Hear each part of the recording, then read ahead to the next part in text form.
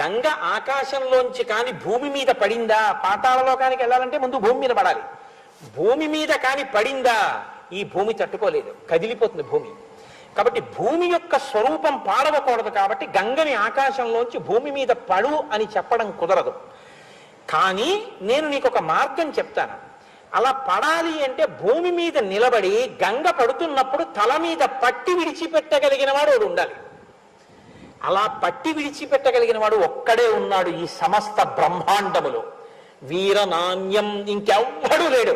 పశ్యామి ఉన్నాడు, చూస్తున్నాను. ఎవడో తెలుసా? శూలినః, త్రిశూలం పట్టుకున్న మహాదేవుడు, త్రిపురాంతకుడు, త్రయంబకుడు, సదాశివుడు, పరమేశ్వరుడు, పరమశివుడు ఉన్నాడే, ఆయన పట్టుకుంటాడు. ఆయన కాని వచ్చి నిలబడ్డాడా, గంగ వచ్చి ఆయన తల మీద పడుతుంది. ఆయన తల మీద పడితే ఆయన తట్టుకోగలడు, భూమి కూడా తట్టుకోగలదు. ఆయన తల నుంచి కింద పడుతుంది. అందుకని పరమశివుడు